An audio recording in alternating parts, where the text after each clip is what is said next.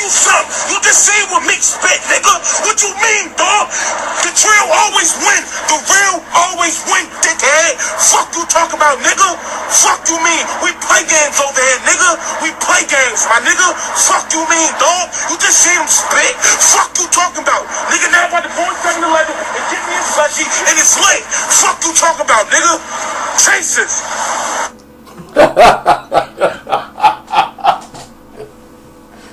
I like passion. I like when you get them mad. Well, I think he was going off, over the whole freestyle session. But to me, I think, I heard what he was saying, and I was thinking more on the lines of what Beans was saying when Beans is spilling.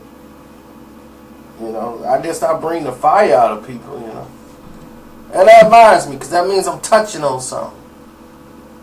Let's listen to a real freestyle for a second so you get another sample of it. Hot back, squeeze it, send them to the reaper. Never did a job, 60 seconds, couldn't leave it. I can smell the heat around the corner like Pacino. You ain't a gangster, nigga, you a diva. The drawers underneath you probably made by Victor's Secret. I'm still relevant, the respect there is evident. Sweating in the kitchen in my element. I'm trying to whip a pigeon for a pelican. Daydreaming at the triple beam wise leveling. I'm thinking like Malcolm by any means. Peeping in your window with the K, I gotta get this cream. I'm back to kicking indoors again, laying niggas down on the floor again. Pull the Mac 90 on him. Don't move, bitch, find it for me. Story to tell, Big jumped out the closet on him. Look, I got a diet for you. Remove your weight, then you can explain it to who supplied it for you. Anything moving, I'm riding on it. Shit, it ain't a door, I won't sliding on it. Solo soldier, no posse on him. F&N, twin Rossies on him. And I ain't talking about hoving them. Back over the stove again, looking for the number. Who got the cola in? And I ain't talking about no soda, fam. What open your mouth. Eat it. Ooh. That's just fire, bro. That's just pure fire and adrenaline.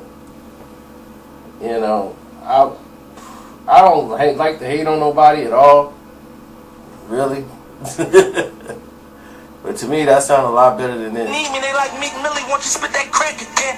Fake niggas up 3, bring us back again. Run down Broad Street, I'm in that back again. I bully niggas, I'm like Mac. Oh gosh, no, you're not like Mac again. But that's the here nor there. And this isn't a Meek Mill diss video, by the way. It's not.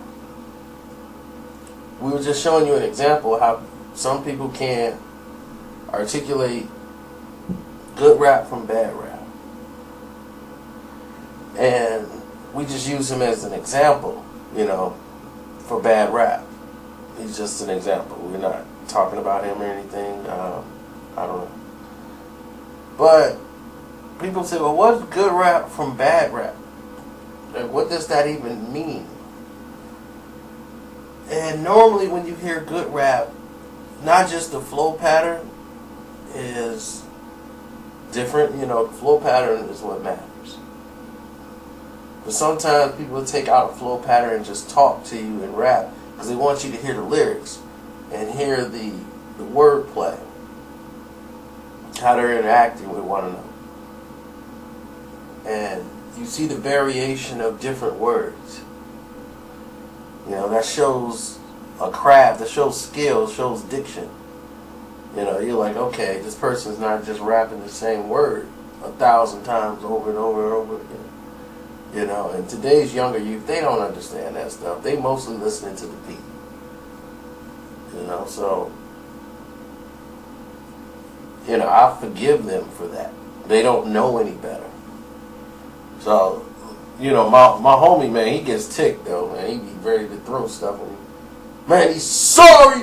I mean, dude, man, I'm like, they ain't grow up like us. So I understand the reason why y'all don't know that much, because I got cousins and nephews and all that stuff that's like y'all age. So to them, they anybody named Lil off 300 Entertainment, they roll with them, hey, this is little went to the stove. You know, little 380. You know, I'm like, dude, they all on that. They stay underground, you know, and that's one of the stuff they do. They be freezing cold. They got holes in their pants. It's like wondering why they cold. Ashy knees. So I'm like, look, this is the new style, the new age. You know, we ain't gotta like it, but it is what it is. But this is why you can't compare eras. It's like comparing LeBron James to Michael Jordan.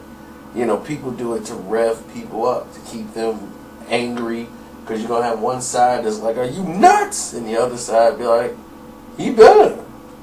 Because that's all they're going to do is comparisons. They can't. That's how you keep people engaged to the past. Knowing it's not even close. On no level is LeBron James better than Michael Jordan. None. LeBron wouldn't even mentally survive playing in the NBA back then. His size, his speed. I'm like, dude, you know how many big dudes that would have put LeBron on his butt? It's never would have went down that way.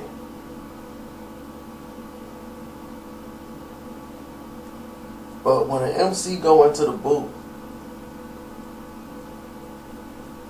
you know, you don't have to be like nowadays to back then.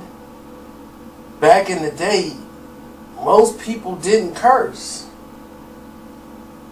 You know, it was, if you heard a curse word, you might hear one or two on an entire album. Nowadays, rappers feel it's a necessity to curse. They gotta rap the curse. Cause I'm real, mother. I got skill, mother. I got this, mother. I got this, mother. I'm like, okay. And it just become a curse show, and it's not really good. You just bobbing your head to the beat because the beat's wrong. That's why you hear remixes over. Whenever somebody remix your song 1,000,000 times, that means you was whack. And they wanted to bless that track so much because the beat was so great. They had to just tear it up. Nobody remembers your lines. They just want to do the beat. They want to get to that beat and get it out there because the song is hot because of the beat. How many MCs have you known that make songs like that? You can raise your hand. All y'all hands is probably in the air right now.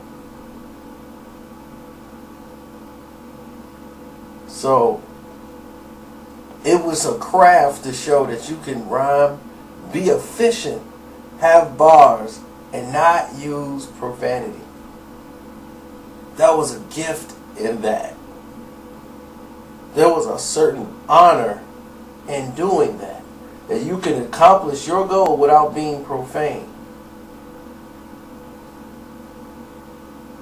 And this is the downfall of what the West Coast and East Coast was trying to accomplish. And this is why the East Coast pulled back so much and had a reserve about how they chose to use their lyrics. People didn't understand New York didn't really gravitate to NWA during that time. New York was one of the strongholds, especially Harlem. They was definitely against NWA. Every city they tore down, except for New York, because New York didn't really gravitate to that type of aggressiveness on records. It wasn't clever to them. Plus, it was the West Coast. Now everybody's doing it. And now you're seeing this steady decline. It changes language. Like, I think Tupac even said in the song, and we went from brothers and sisters to niggas and bees, you know? Before, nobody was like, yo, my nigga, I wasn't even there. They be like, "What's up, brother?" Oh, them sisters over there.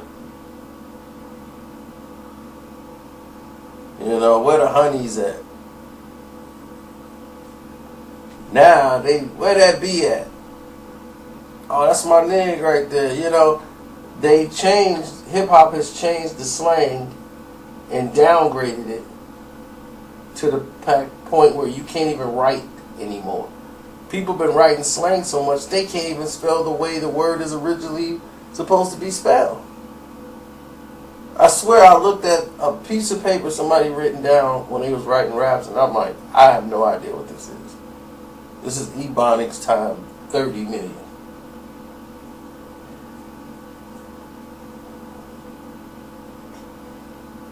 So,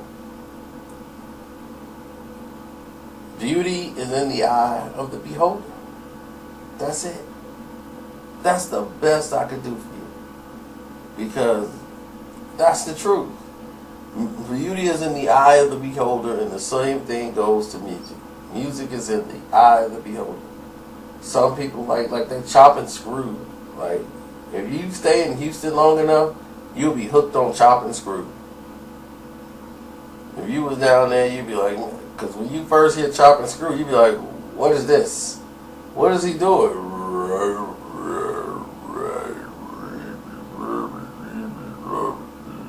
Oh my.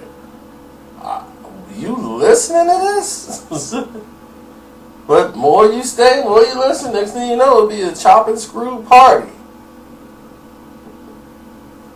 Beauty is in the eye of the beholder. So I am aware there are certain people that's going to like Meek Mill. I'm aware of that. I'm aware that certain people want to do this and that. I never tell people don't go buy someone's music, because it's in the eye of the beholder. I always give my opinion. And that's just it. But you always have the option. I don't box you in to do anything. I point out facts. So, what is good hip-hop and what is bad hip-hop? Well, in my opinion, bad hip-hop is when you make a bunch of filler songs. Don't mean that it wasn't bad hip-hop back in the 90s and the 80s, back when we was getting all the great hits. It was bad hip-hop then. But even that bad hip-hop can far outweigh this hip-hop.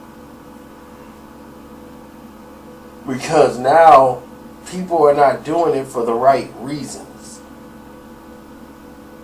You know, they don't come from a musical background. All they did, back then you had to earn money to go to the studio to be able to work on your craft in your basement before you were able to go out in the public and put music out. You had to work for years in your own basement in your house making cassette tapes, trying to push it through the hood to see how the hood reacted to it and got some sort of a buzz. Then, if you were good enough or the buzz was hot enough, then you would spend your money to go to a studio to start making CDs. Because yeah, the hood's gonna follow you till you ask them for $5. Yo, buy my joint for $5. $5? Oh man, hit me on payday. I'll hit you on payday. You know, but yeah, if you giving them some free joints, you know, they'll listen to it. But you'll find out that people that ain't really with you with all that stuff going down. But that's how you used to do it. You used to hone your craft doing that stuff. And then you flip and do something else. You know, then you start putting your money in, because you basically couldn't make a record without being in a studio. And nowadays, in today's stage, people got studios in their house now. You know, you can go to anybody's house that got a studio. But back then, you actually had to go to the studio. And a lot of people with studios in their home. And studio time costs money. So people had jobs just so they can go and try to chase their dreams. So you actually have to put more work in. Today, they just lay on the couch, get high, make a tape. Yeah, I'm going to make a tape, man. I'll put it out on SoundCloud. See what they think. And I'm like, they're just starting out. And then they already getting a deal. Now, why are they getting a deal? And why they're dumbing it down? Because there's profit in keeping people stupid. So when the pipeline is messed up, and why they say hip-hop is dead, is because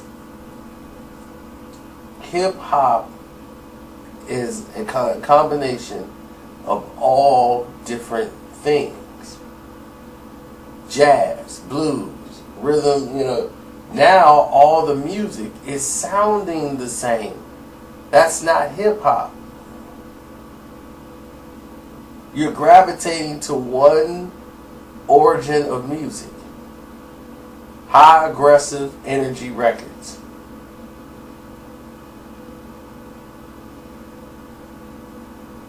I mean, there you go. High aggressive energy records.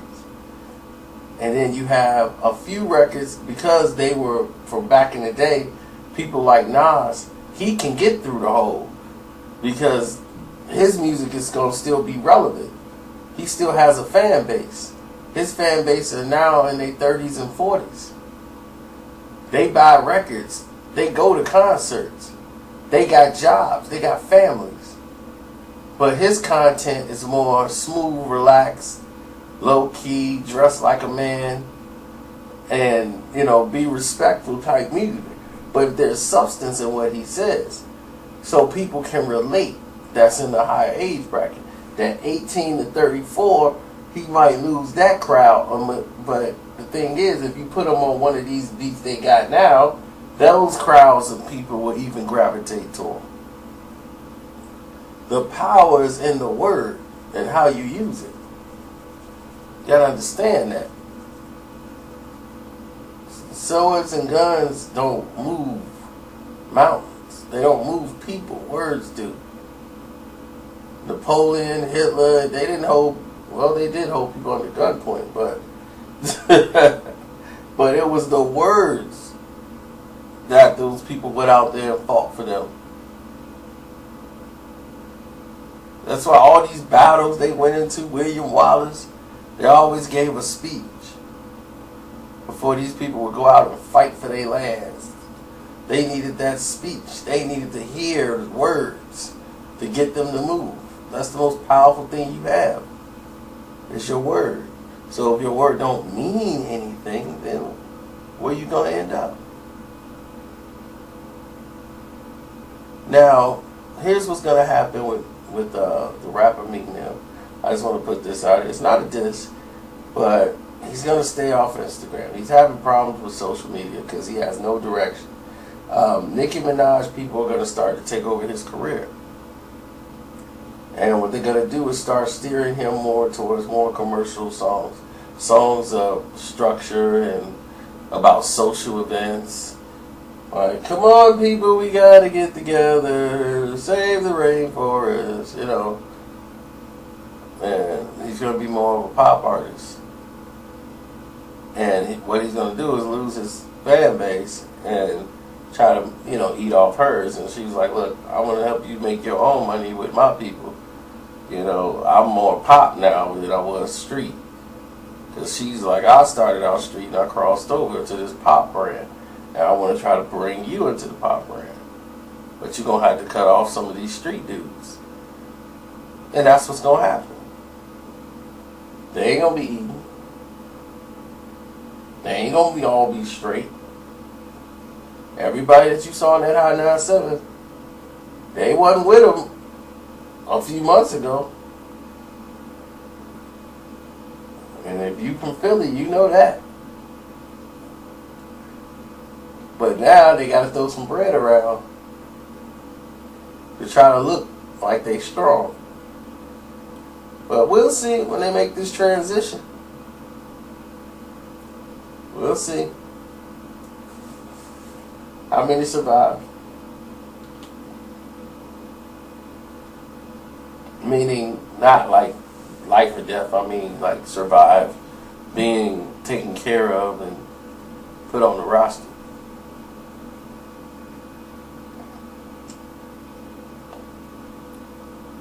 other than that, let me see what other new news that's going on right now in the world today, especially in music. I told you about Leor Cohen and what the real purpose was. Let me give you a little bit more information on the direction of YouTube. What YouTube is going to do is YouTube is going to reach out and try to work with the other streaming companies and record labels.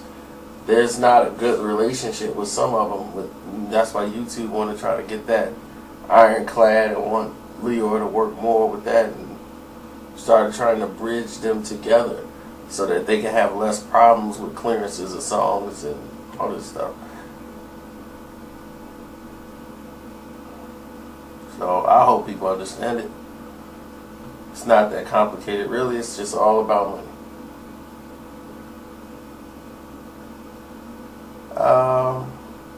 That's really it, man. Y'all enjoy y'all weekends, man.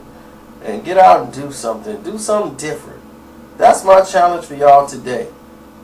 You got kids and your wife, take them out for a walk or something. Just do something different.